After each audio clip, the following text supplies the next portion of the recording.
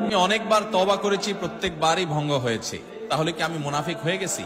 না ভাই, তওবা হওয়ার পর তওবা ভেঙে যাওয়াটা অস্বাভাবিক নয়। আপনারা খুশি হবেন শুনে, আমাদের রব আল্লাহ রাব্বুল আলামিনের একটা গুণবাচক নাম হলো তাওয়াব। কি নাম ভাই?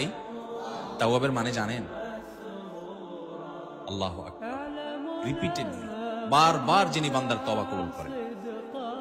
এই জন্য ভাই, একবার গুনাহ হয়ে গেছে, আল্লাহর কাছে তওবা করেছেন, চেষ্টা করছেন যে আর যেন না হয়, কিন্তু আবার শয়তান কাত করে ফেলে দিয়েছে, আবারও তওবা করে ফেলবেন এবং দুর্বল হবেন না। এখানে ইবলিস আপনাকে বলবে, তুই এতবার একই কাজ করে তওবা করছিস আল্লাহর কাছে, আবার কোন মুখে তওবা করবি? থাক, বাদ দে।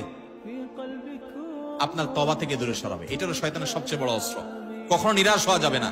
তওবা আগের বারের চাইতে পরের বারটা আরো স্ট্রং করবেন, যে ঠিক আছে আগের বারটা তওবা আমি দুর্বল ছিল, এটাকে আরো স্ট্রং করবো, চেষ্টা করবো না ইনশাআল্লাহ।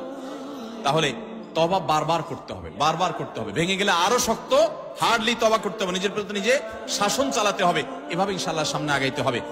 ভারতবর্ষের একজন কবি বলেছেন, আরে ইয়ে কুস্তি তো হয় অমর ভর কি, কবি ও দাবালে কবি তু দাবালে।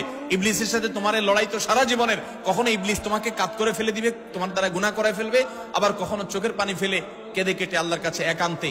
ভাইরা, কিছু নির্জন সময় কাটানো দরকার। আমাদের কোনো নির্জন সময় নাই।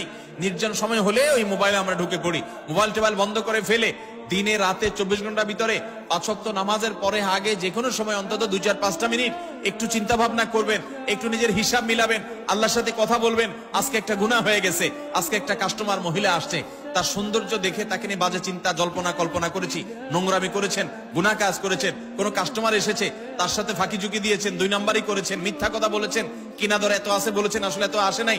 এই যে মিথ্যা বলেছেন কয়টা টাকার জন্য, এই টাকা দুনিয়াতে থেকে যাবে, মিথ্যাটা আপনার আমলনামা যুক্ত হয়ে আখিরাতে যাবে। এইসব কথা চিন্তা করে আল্লাহর কাছে চোখের পানি ফেলে একান্তে, আল্লাহ করে ফেলেছি আজকে শয়তানের পালায় পড়ে, আল্লাহ খেয়াল ছিল না, আপনি মাফ করে দেন। মালিক, আপনি মাফ না করলে কিয়ামতের ময়দানের শাস্তি হবে ভয়াবহ। দুনিয়াতে আপনি ছেড়ে দেন, আল্লাহ মাফ করে দেন। মাফ চায়া দুনিয়া থেকে ওইটাকে নিষ্পত্তি করেন, একটু চোখের পানি ফেলেন, সেজদায় পড়ে যান, 2 রাকাত সালাতুত তওবা নামাজ পড়ে আল্লাহর কাছে মাফ চান, এরপরের দিন আরো স্ট্রং করেন। এভাবে আপনি লড়াই চালাতে থাকবেন।